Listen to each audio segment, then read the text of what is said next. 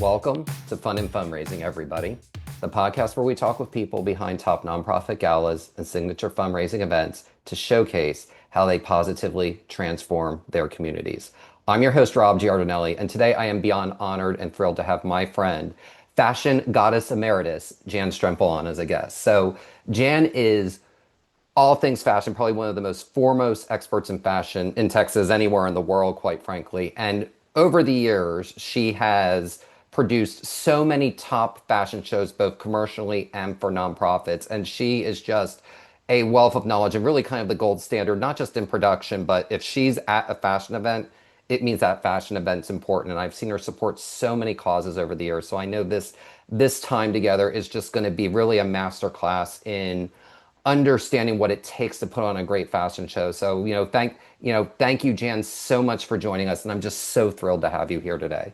Delighted. Everything you do with this is also focused on excellence, Rob. So fun and fundraising is a brilliant original idea, and I'm happy to be part of it.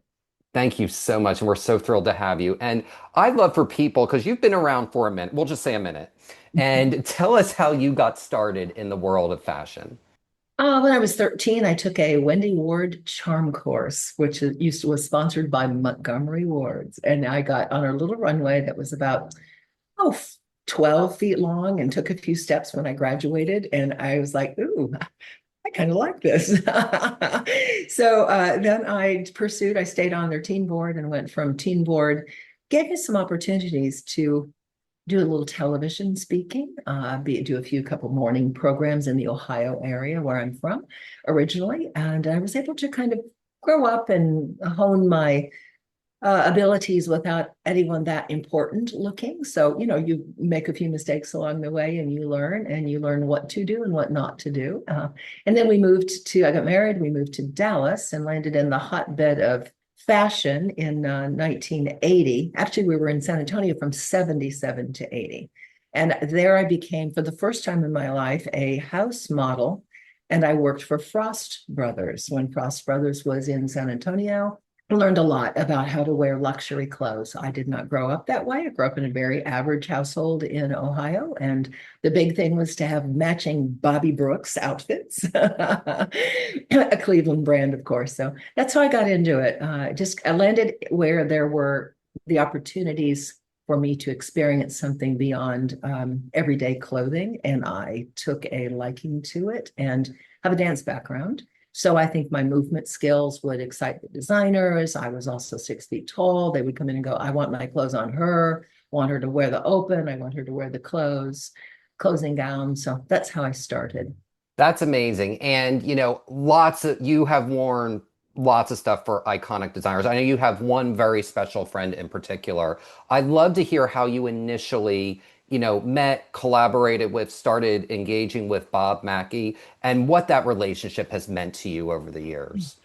Well, I've learned so much from Bob because he is a person who lets no detail be unattended to when you work with Bob.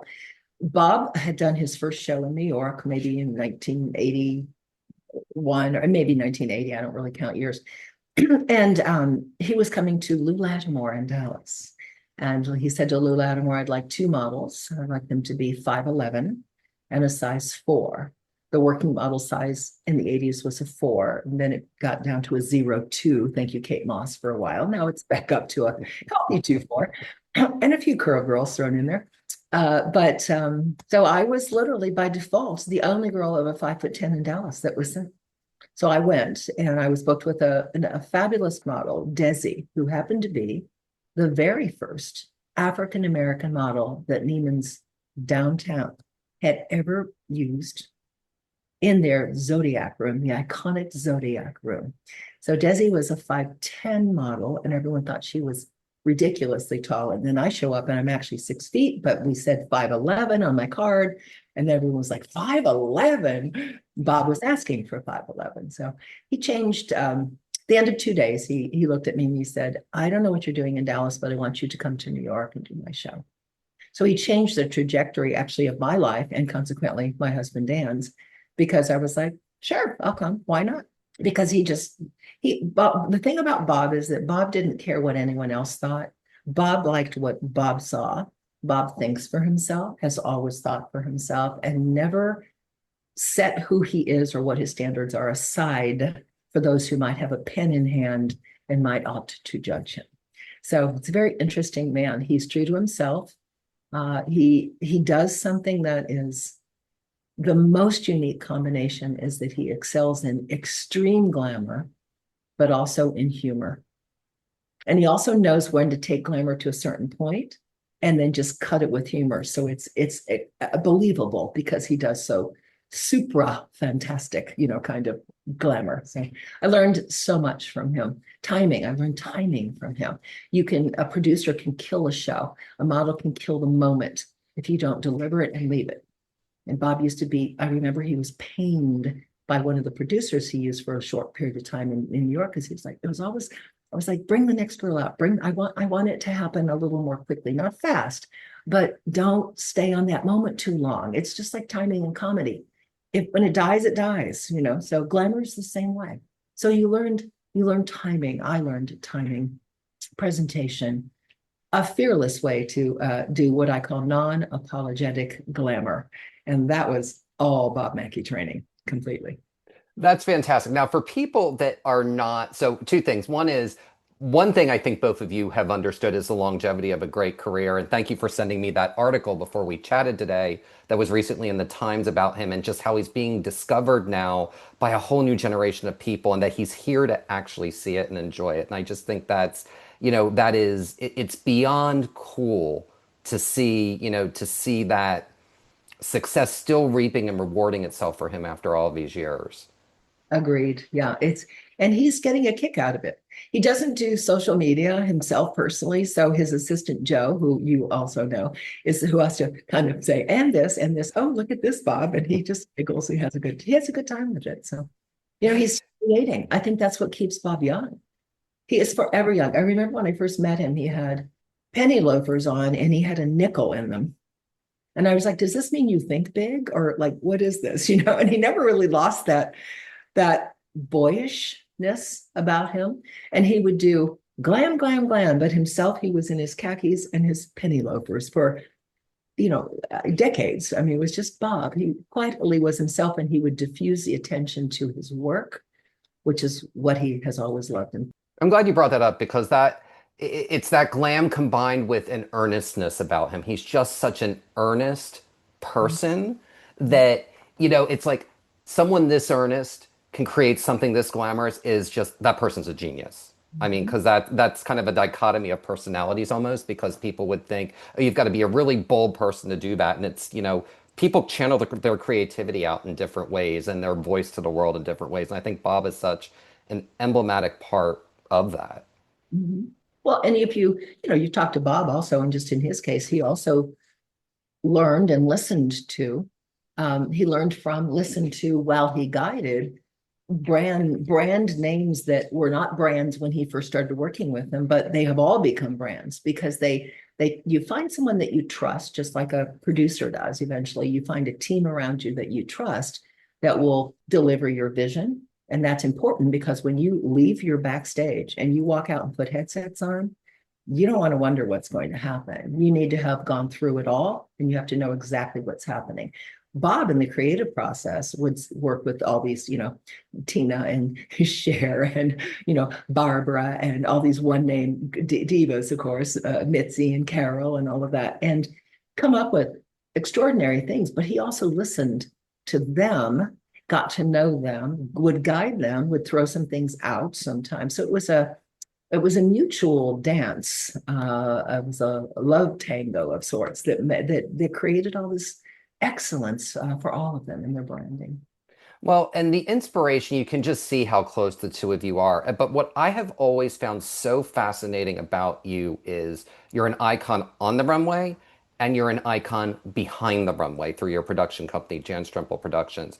What motivated you to be both in the fashion world, both on the runway and behind the runway? Because there's very few people that have successfully done that, and you're one of those unicorn slash needle in a haystack that's able to do that. What motivated you to be on both sides of the production?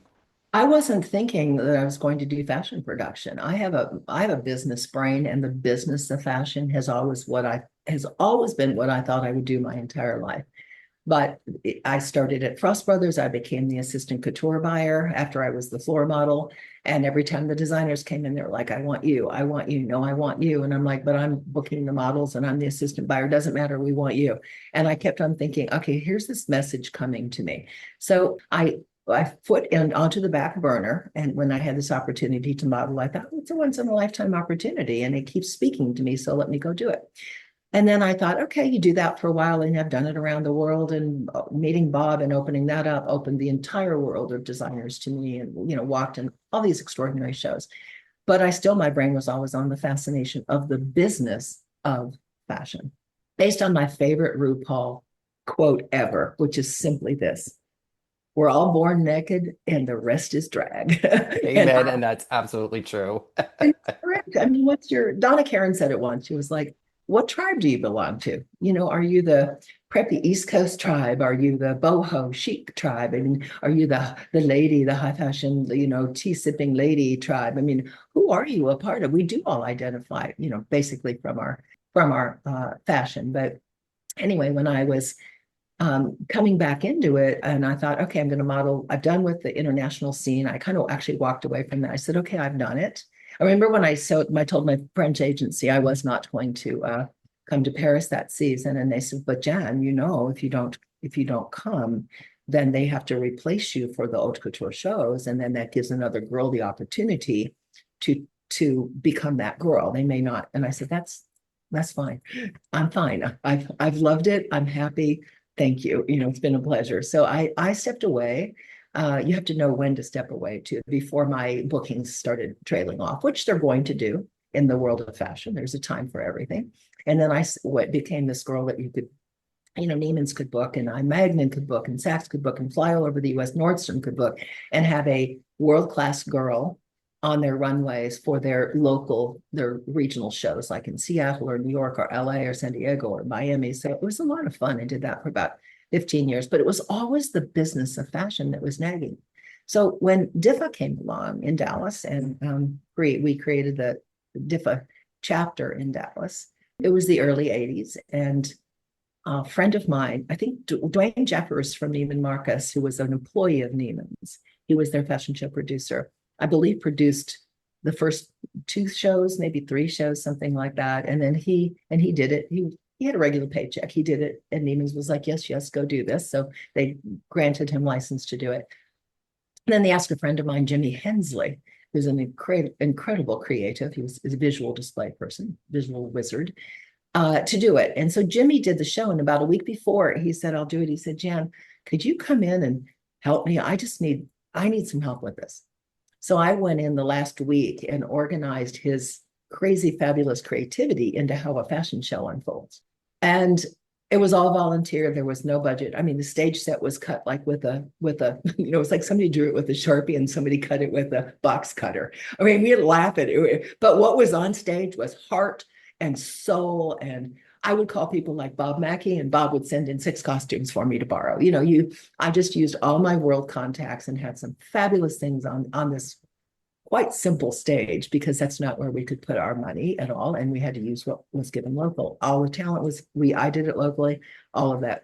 So from giving and having no shackles on my creativity, third or fourth time, backing up, the next year, they asked Jimmy and I to do the show. And Jimmy was like, I can't do that again. So I said, well, I'll do it.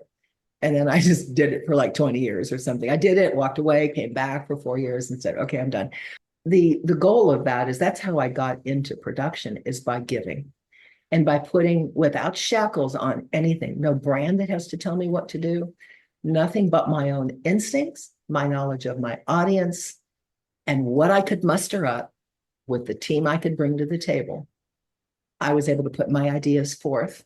And it happened to be one time in an audience, there were 3 women sitting there that were just going to be next year's Kidney, Texas luncheon chairs. And after the show, they were like, can we talk to you? Because we hate all these boring luncheon shows in Dallas. We want something fun like you do. So I was like, sure. That's how I got into producing luncheon fashion shows in Dallas because my work and my ideas were seen on stage, the ability to execute them with an extraordinary team. And that's how it started. So that's how I just took over Kidney for 25 years or something like that. And then Mm. once your work is seen, then other ladies are there and then they say, can we talk to you about us? And that's kind of how my production career grew. It grew organically while I was still modeling and I would produce, which can be a little challenging because sometimes people are like, well, is she a producer or is she a model? Because other producers could get their panties in a wad about things like that, So you had to develop really good, honest relationships with people to know that. And I have absolutely drawn the line. I remember that a massive brand out of Texas came to me one day at a DIFA show and said to me, hey, we talked to you about producing our shows. And they would do these shows out in LA and the Dallas market. And I said to them, and I had modeled in them for many years for another producer, and she's a friend of mine. And I said to them, but are you also talking to this other woman about doing it? And they said yes. And I said, then I'm not going to talk to you. She does a beautiful job for you. I'm not going to do that. That's not who I am. I'm just happy to do DIFA right now, or these other things that she was not doing. So I think that's an important element to keep good, even relationships with everybody, is know when it's time. When I knew when she was ready to back off, then she shifted some of her clients to me, just as I have done in the last 3 years. I trained Robin Chauvin, and Robin has her own relationships and clients as she's built her business. And she is basically all my every annual. So I carefully curated her to understand the production aspect of it. She's smart as a whip. Everybody loves her. But she's my legacy in Dallas. And I worked so hard for 20 to 25 years to help these charities up their level of what they're doing. And I don't want anything but for it to stay exactly there. So I found when Robin kind of came to me through one of the ladies in town, I thought, she's the right person for this. I can teach her production. She's smarter than I am. She has a degree in law. And then she hated it. She was like, law, I don't like this. I like fashion. So there we go. So yes, there is fun in fashion fundraising. And there's also, you got to have a lot of smarts. You have to work well with people. You have to bring your integrity forth, because those people are going to weave in and out of everything you do in a community the size of Dallas or San Antonio or Houston or wherever you live in the regional market. You can't alienate people. You have to keep them on your side and be fair to them. What a wealth of information. And I am so glad that you talked about DIFA and specifically more of the earlier days of DIFA. And people will often ask me, what's one event in Texas I should go to? And that is almost always the one I say.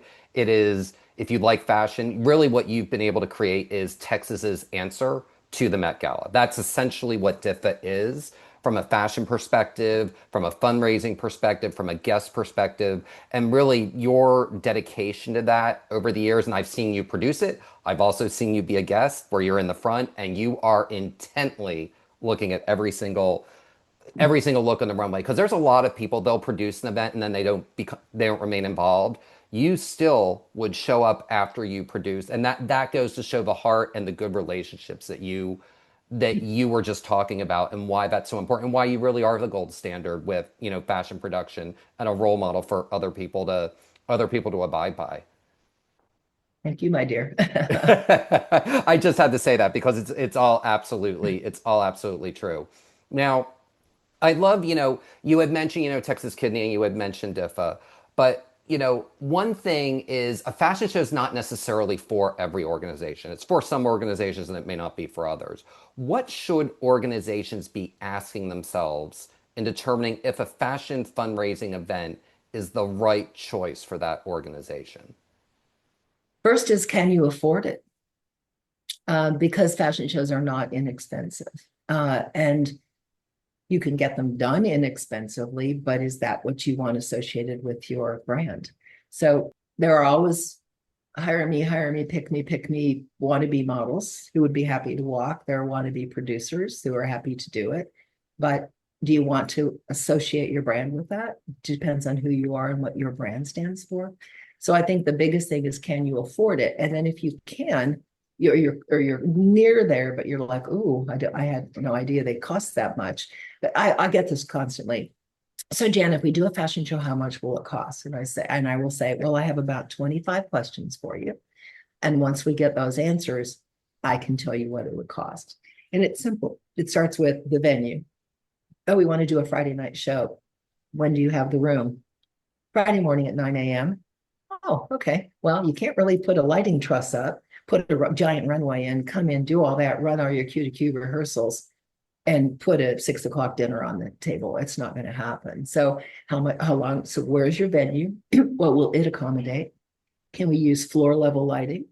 Do we have to put rigging up? Because the rigging, the minute you have to touch a ceiling and rig things, I call it the ceiling mafias. The ceiling mafias are there, and they're like, and I'll take money for this. I'll take money for this. Every time you put a light up, and there's a little motor there, you pay for it. So there's ways to still get a good product and curb some of those what I call the hard costs. And then the other things are like, well, are the models dressing immediately behind the stage?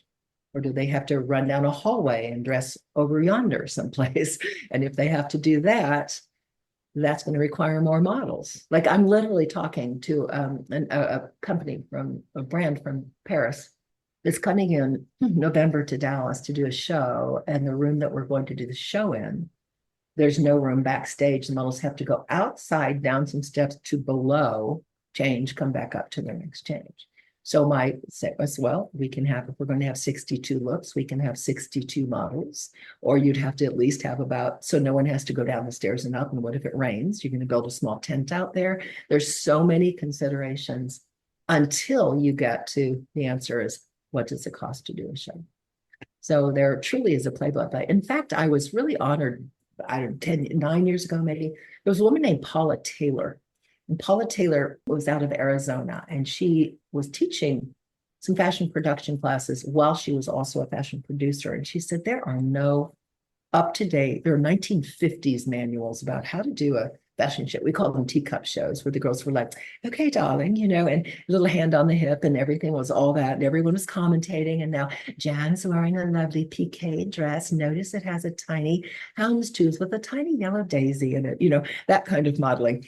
Well, that hasn't happened for a long time. So she decided, as a teacher, and a producer, that she would create an updated book on fashion. So it's on Amazon. A book sells it because all the colleges use it now. It's called How to Produce a Fashion Show from A to Z. And I was one of the 6 producers nationally that she reached out to and sent cameras to follow. I was really honored to be in there because we have slightly different systems, but for the same end goal. So I mean, we start in the same place and we have to end in the same place. And how do we get there? Sometimes our charts are different, our paperwork is different. Certainly the costs are different, but whether it's a small show or a large show, any organization should start with hiring a producer who they are putting that producer's taste level and execution abilities in their hands. So if you don't trust them and you wonder what's happening, don't do a fashion show, or don't do one just to do one, unless you're ready to just say, well, we're going to roll with it. Everybody hold hands in Thelma and Louise, and we'll see what happens. Some people like driving a car off a cliff, others don't. Most of the other thing about it's funny is sometimes I think you have to look at who's hiring you.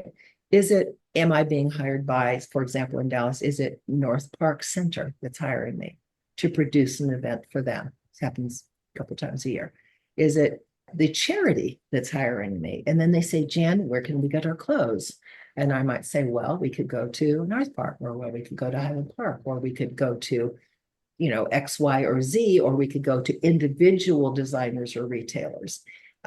So it depends on what you're looking for, what your audience is about.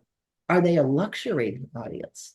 Are some of them luxury and some of them, attainable luxury? Is it a hip, cool, edgy audience? Because all of that is going to determine the best fit for you. And if the answer is we have a luxury audience, then you need a luxury producer, you need luxury brands, you need a luxury taste level of everything from your centerpieces on the table, through the menu, the food. Every single element of the event has to be just beautifully executed, including the fashion show, including the music for the show. One of the funniest things I ever saw, and I was never trained formally to do fashion show production. I just observed around the world, zillions of great teams. And oof, they're very different, I can tell you that. And some are efficient and some just go for drama and they just love the drama, as I say. Just love it. I'm like, could you just cut to the chase? Can we just get this done? And you just want to sit there and be like all dramatic. So, but I remember coming to a show early on in Dallas when I first moved there, and someone said to me, Jan, maybe next year, can we talk to you about doing the show for us? And it was for a children's charity. And I said, sure. And she said, could you just come this year and watch it? And I said, sure. And I watched it and I thought, I just heard at least four-letter words in two of those songs. And I thought, this is a children's show with children social children, not professional children, on the runway, and their parents and grandparents in the audience. I said, is it me? Am I missing something? And I thought, and I thought the woman who produced it has children. So I thought, okay, maybe it's just me. Maybe I'm conservative. Well, I'm not. I am not conservative. So I'm like, no, I'm smart. That was the wrong thing. That was the wrong decision. So you have to, if you know who your audience is when you are producing, and understand their age levels, their musical tastes, their visual fashion tastes, and do you have a mixed audience? Do you have some 70-year-olds, some 40-year-olds, and a couple of them have brought their daughters fresh out of college, or newlywed with the baby on the way? And if sometimes you have three generations, you need to be sure that when you put them clothing on stage, if you're pulling from different merchants, that you have something for everyone. So have we forgiven the body a little bit for the lady who's carrying more weight than she wants to? Do we have something for her? Have we covered the arm for the ladies who don't bear their arms in public? Have we shown something sexy and cute but not vulgar, so we appeal to somebody younger but don't offend her grandmother? There are so many considerations, but it really starts with showing respect to your audience. I remember as a model one day in Dallas for one of the major big box stores. I was on the runway, and there was, I think one of the questions that you had kind of said, oh, this could be interesting to chat about, is do you go, oh, here's a designer, they're willing to do a show, and then let's put it for this group? Or here's the event with this group. We're supporting, in this case, it was the Dallas Symphony Orchestra. And what designer might be good? Well, in this case, that big box store had secured in advance the designer Richard Tyler. And Richard Tyler, up until that point in time, was an LA-based designer, very well known for his immaculate tailoring. Beautiful shoulders, gorgeous jackets. Do you want something shorter? Do you want something longer line? Impeccable tailoring. And the store had pre-booked him and all scheduled. That was great.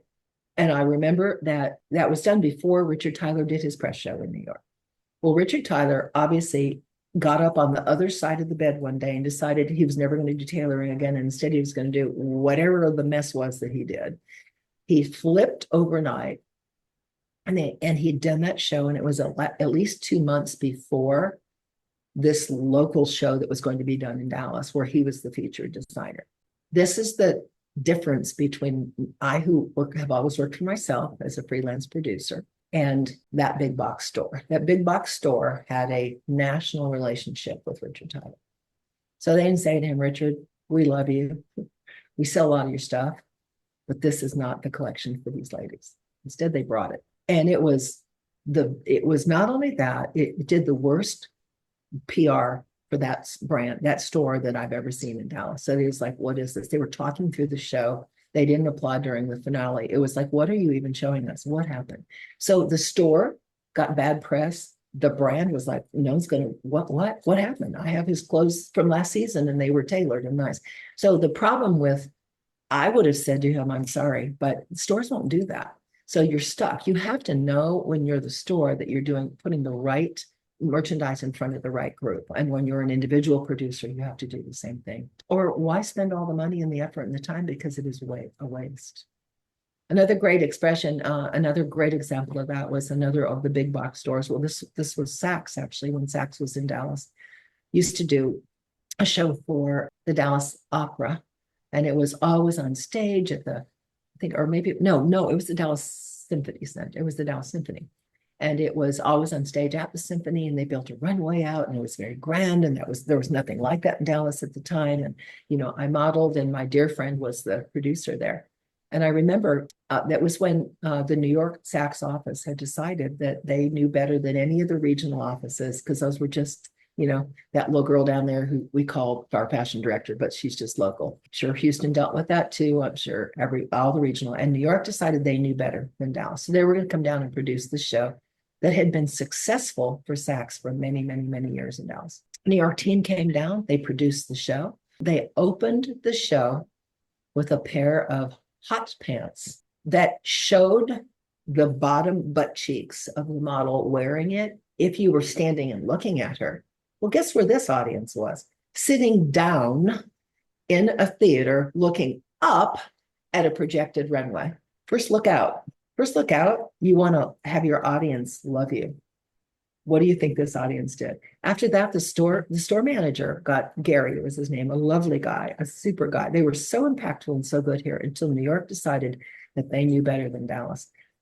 And they literally, Gary got so much hate mail from that show. And he was like, what are you showing us? These are not clothes for us. What happened? What happened to Saks? Saks says, we love Saks. We love shopping here. And Gary's next year when he said, he told New York, I'm not going to do the show anymore. If you insist to come down here and tell us what Dallas needs, then we're not going to do the show, because I have to deal with the hateful responses to this. We offended this group. I'm glad you brought that up, because knowing your room is so critical. And I know we were talking about this a little bit before we came on the air here. Just because something works in one market, you cannot take it and carbon copy it in another market, because it's a different personality. And then within that community are going to be different personalities within that community. That's why we're all three-dimensional people with different interests. And that's much how a city operates. So, and when you said that this was for the Dallas Symphony Orchestra, my first thought was, because that just doesn't seem, just me having covered and been a part of that organization for so many years, that wouldn't fit them. And, I'm really glad you brought that up. Yeah, it's hard some of the stores just get locked into their national relationships. If I had been the store that helped the Richard Tyler thing, I would have said, can we reassess this and do this in another city where this might be a better fix? And I've seen some really bad decisions made. And sometimes as a model, I was wearing things down the runway and looking, because I got to know every single lady in Dallas. And so I'm on stage and I'm wearing things going, these are the wrong clothes for these ladies. And I know it. And of course, I'm not a store. So all the ladies are like, oh, thank you, thank you, thank you. And to the, stores that write the checks, and afterward, they're like, what were they thinking? Why did they show us that? Why don't they show us this or that, which we know they have, it's just, it's strange.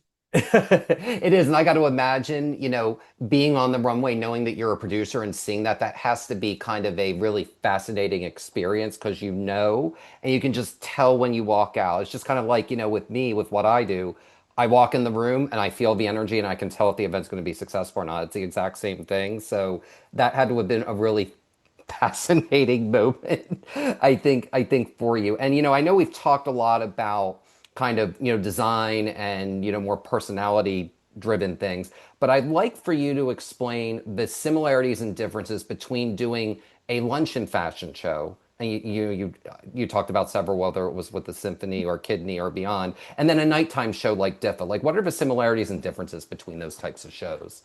You gotta amp up the glam, darling, if it's after 5. You can get away with the daytime shows can be sweet, have sweetness to them. They can have sweetness to them. But the evening shows, you have to be sure you're giving the drama and the glam, because first of all, the guests are part of the drama, right? Because they are dressed. So why would you do a show that's less than what your audience even looks, how they have dressed and the time they have taken to put themselves together to come?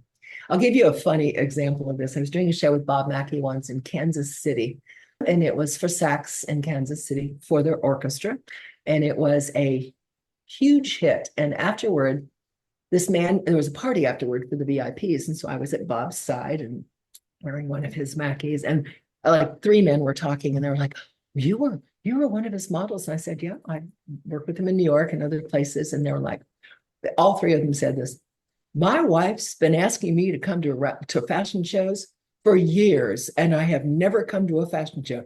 Had I known they were all like this, I would have said yes to every time she asked. And I said, well, honey, the luncheon fashion shows are not like this. And most evening shows are not quite Bob Mackie. So, because to give it to you glam, and he's going to do it, in a very classy and very controlling and sexy, beautiful, overpoweringly wow way. So he got, he amps up it's the glam wattage, I call it. You've got to bring it to the stage. So your lighting can be more dramatic if hopefully you have the budget for it. But you have to think more drama is the difference. I never thought about it that way, but you are exactly right because DIFA is nothing if not dramatic with its with its production, with its choreographed numbers, with its soundtracks, and God knows what else in between. Everything in between.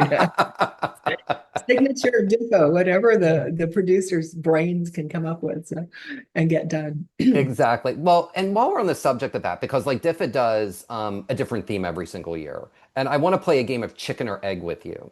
Is it better to find the designer or the collections than plan your theme? Or is it better for an organization to plan the theme and then find the fashion or the design behind it? Well, I'd have to take diff out of that equation because there's nothing normal about it because that's a different, wonderfully abnormal event and very special. But and so because DIFA, especially in the more recent history, they have always had a theme because it tells people also to have fun in how they dress because the audience is a part of the show, right? They really are. It's a very interactive, absorb it all. There's so much to just inhale, visual inhale, I call it. It's amazing. But so DIFA aside, I can answer that question and say that themes in the 80s were for fashion events were indeed very 80s.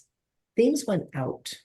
By the time the 90s turned, the 90s kind of came in and the fashion, this is not for events that are non-fashion. That's a different conversation, but just for fashion. What was considered modern was anything that wasn't 80s. When we went to 1990, all the fashion designers are all starting to think about we're in the last decade and a new millennium is around the corner. So they started to think future. And that doesn't mean like, what space age, but it just meant what is future? Where am I going? And that's when a lot of that was the end of the supermodels. They got all those girls were off the runways for a while. All the older models were dumped.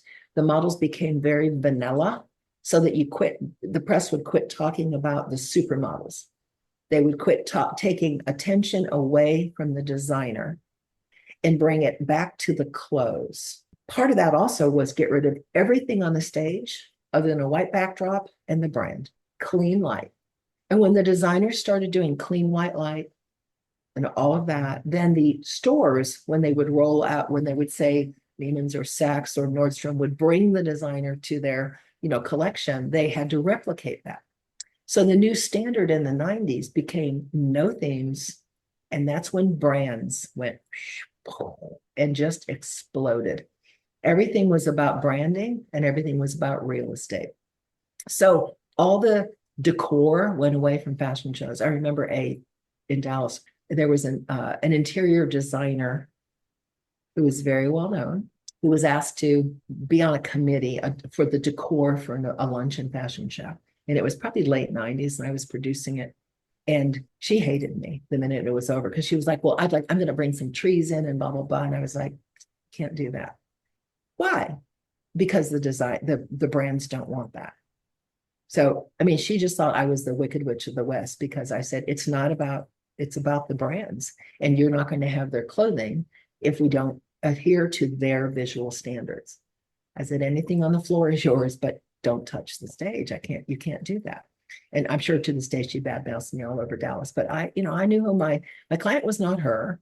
My client was that group and the brands that I was dealing with, because if they're happy, then next year they sell tickets again. So have to do that. You have to also be the Wicked Witch of the West sometimes kindly, which is say, golly gee whiz, I wish I could, but we can't. Our hands are tied.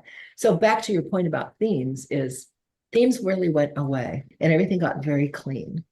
Now, and that set a standard because that's what the designers were doing. It also, as the models' fees were just jacked way up and everything became, all the advertising was more expensive and also social media started, in the aughts. I mean, we had so many changes that were happening that one time that it just was, just make it about the clothes, make it about the soundtracks.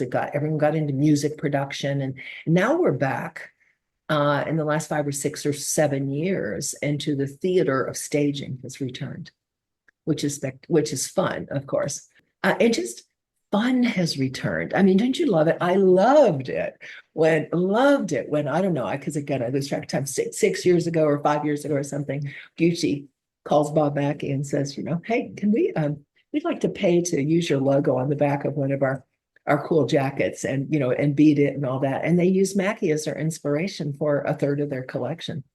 And it was like, sure, why not? I mean, it was an ode to Bob because he was the ultimate showman and the ultimate glam leader. And no, I truly no apologies, glam. So it has been resurrected. Glam has been resurrected because boy, we need it in this volatile world that we live in. We need fun and we need beauty and we need it everywhere. So I always feel it's a privilege to be a part of a production because we have a responsibility to please the group, if that's who's hiring me, or the entity or the brand, whoever it is. I mean, I've had like Acris has hired me to do something in Dallas quietly at a very private event. So I'm working with Acris on meeting their standards, introducing a few little tweaks that will, customize it for Dallas, but it's all about their brand standards. So a good producer pays attention to those things. So themes are kind of coming back. Kidney's a great example of that. Kidney used to struggle every year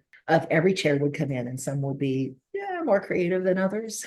Some would be a little more challenging than others. It was my job to smile and listen and listen and listen again and then guide and help them discover why perhaps another way of thinking is good and let it be take the lead on it. You just help them discover because your title's bigger than mine if you're chairing it or you're the president of an organization.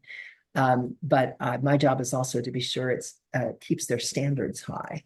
So the themes used to be a struggle. Some of them were brilliant and some of them were not so. And one day I said to the ladies, instead of trying to come up with new artwork and new everything every year, let's just call the Kidney Show the Runway Report. Let's just call it the Runway Report. And that way it doesn't matter where the clothes come from. It's like, what's new for fall? It's always one of the first events in September.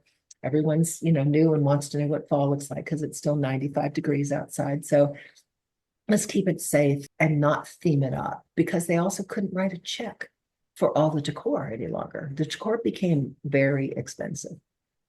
Or it's tacky if it's not, somebody with deep pockets decides to underwrite it. But there's so many other places that money can be put to meet the grant obligations of either groups that are foundations, like the Leukemia Lymphoma Foundation, the Harris Methodist Health Foundation, we're putting on the Pink in Fort Worth.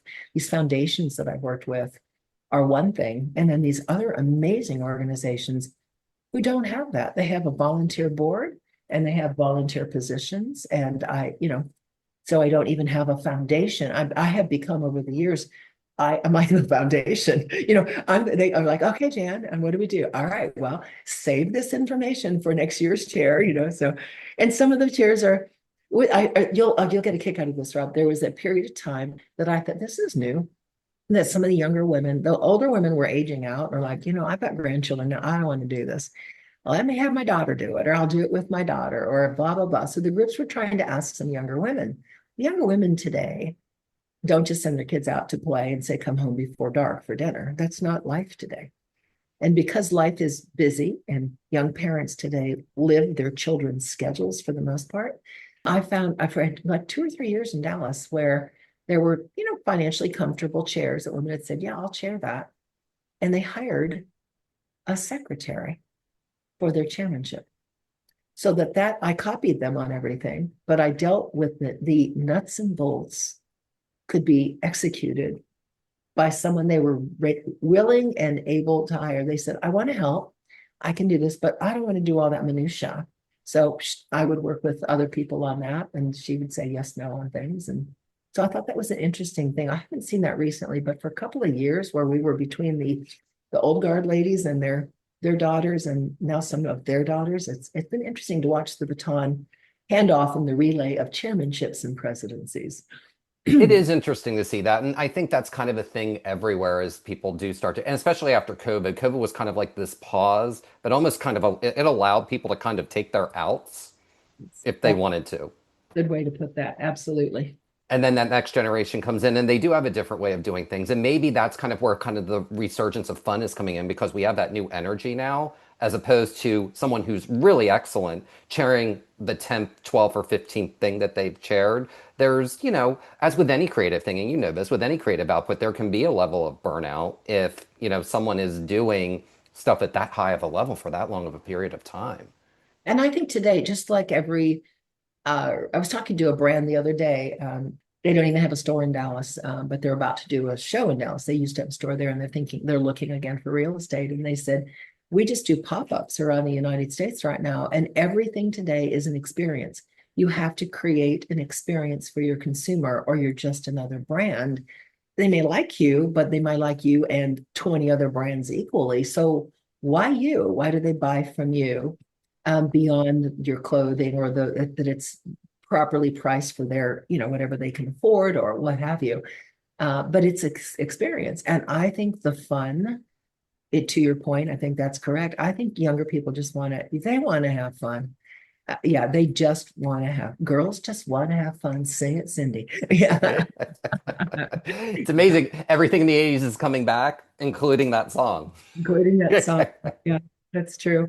I'd love for you to share a couple of your favorite runway moments that you recall, whether it was from when you were a model or any nonprofit runway show that you've produced over the years. Just a couple of memories that you really fondly recall. Well, there was a moment backstage at DIFA. There were many backstage at DIFA because, yeah, it's countless. And there were people backstage. I was in the preparation of one show for DIFA when Al James was the executive director at the organization. And there was a young man named David, and David was living with AIDS, and he was dying from AIDS. And he used to come in and help in the office a little bit whenever he could. And he was a good friend of Al's. And I got to know David, and he was this really sweet, sweet, sweet soul. So we did the show. David couldn't be there. And we went to spend the day with David and to play the show for him, which he loved. And I was sitting here by his bed, and I remember this is because of the show and because of how much love and heart people put into things.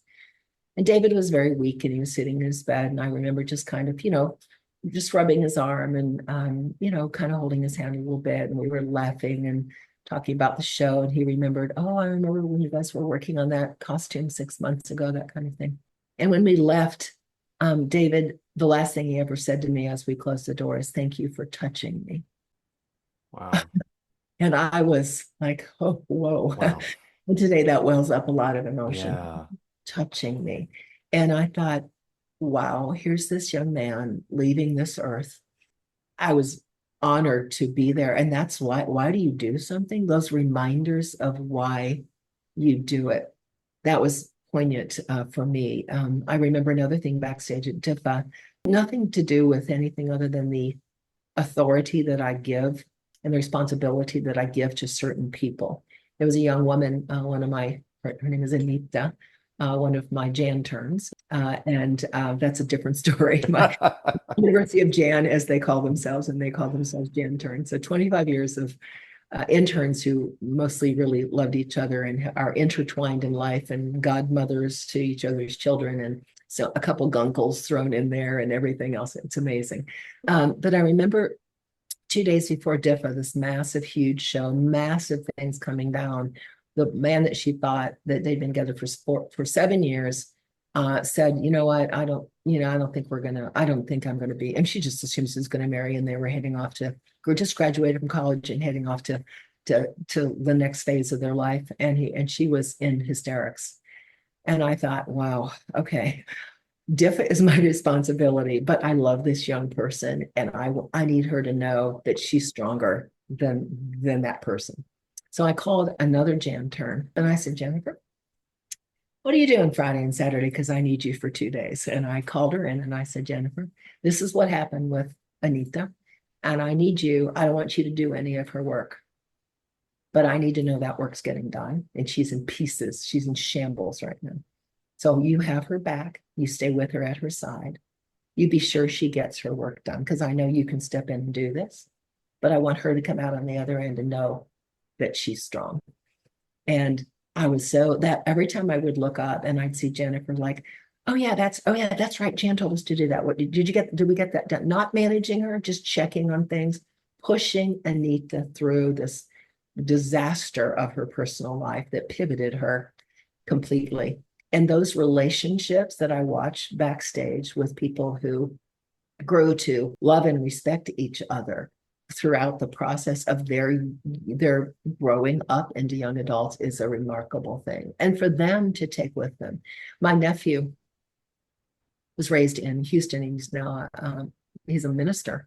And he came up 2 years from Houston while he was in high school to work on DIFA. And he spent like 4 to 5 days with me 2 years in a row. And to this day, he's 50 now. He said he's taken his lessons from DIFA, the people he met, and the interaction into his ministry with him through everything he has done. Isn't it beautiful? That's So absolutely beautiful. it's beautiful. So, and this, he's just a normal kid from a lovely family. And he ended up went Teach for America, and he went into ministry, not because he's some robust evangelical. He's a totally modern young man, but this was just, he was like, we just all need to treat each other with a little more love and a lot more respect. And I demand that. I demand backstage respect to be shown with whatever differences anyone have. You have to demonstrate respect. Because my father raised us 3 girls. I was the dreaded middle child. I will confess. And he always said that to all 3 of us, and to this day, it's just how we carry ourselves. He said, you should carry yourself through life the way you'd like the world to treat you. And you should also treat the world back that way. And just see how you carry yourself and say, I have self-respect. I will give you self-respect. So, and that's, well, I think for me, one of my gifts in production, and also because I had, this is what do you do with nonprofits? This podcast is focused on that. How do we say, well, can you afford something? Well, one of my earliest things was I have to have models. They've got to be good. They have to have smooth ability on stage. I can't stand someone who is not smooth and solid on stage. Where can I curb expenses? And if I have leads in styling, but I give them an intern and interns along the way, and interns to help dress backstage, working alongside a few of the professionals. And then I came up with this kind of 6-month immersion internship from the University of North Texas. That meant for 6 months, someone is with me earning their 3 college credit hours towards graduation. But I called it an immersion internship because you can't come for like 2 hours one afternoon and 3 hours the next, because you're going to get the stupid jobs. Who wants a stupid job? If you want to accelerate in life and you want to learn, you need to roll up your sleeves and you need to get your hands dirty. And you need to understand how we think. You need to sit in on the meetings. You need to understand how we get to this beautiful, finished, polished position at the end. And all of the planning, all the roots that are planted before that blooms. And that is such a vital part of it. So I insisted on it, and the colleges went along with it, which was great. That's absolutely amazing. What I loved about your answers about the fond memories, as much as we've talked about fun today, those were definitely heart moments. And I think that shows the type of person that you are, is that the things that you most fondly remember are the things that really touched your heart and moved you. I thought both of those, especially, thank you for touching me. Uh, There's so much subtext with that, and there are so many different ways you touched him just in that one word. That just was such a beautiful story. it was. It absolutely was. And I know we're coming up on time today, but I always love to end with kind of a question like this, and I can't wait to hear your answer. And that is, what is one thing all successful fashion shows have in common? A confident producer who is unafraid to alter alternative ways to approach the end goal.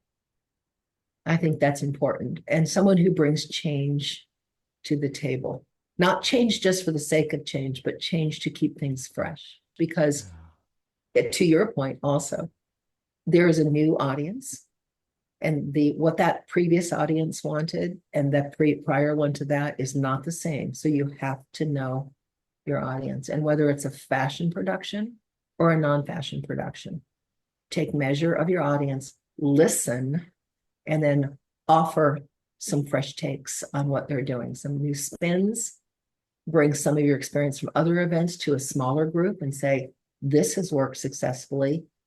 Why don't you consider this? Or does this make sense for you? Or those kind of things. So lead with thoughts to help that charity. It's very important. Mic drop moment, lead with thoughts. It's important for the charity and it's important for fundraising. And Jan, this is a conversation I've been wanting to have for such a long time. And I cannot thank you enough for just the thing I love about you is you fully show up and are fully present in anything I've ever seen you do over, and I've known you for 15 years and my husband's known you for over 20. And it was just a joy to talk to you. Thank you again for just this masterclass over the last hour. I am so appreciative and grateful. My absolute pleasure, Rob. And keep on keeping on, because I'm loving the people you're interviewing and what they have to bring to the table. I wish that everyone with other nonprofits would listen to the wisdom that is espoused and shared in fun and fundraising. Truly, it's a great concept and great execution. My Thank you. pleasure. Thank you so much, Jan. And that will do it for this episode of Fun and Fundraising. I'm your host, Rob Giardinelli, reminding you to keep it fun, keep it interesting, and your guests will have a great time. Have a great day, everyone, and take care.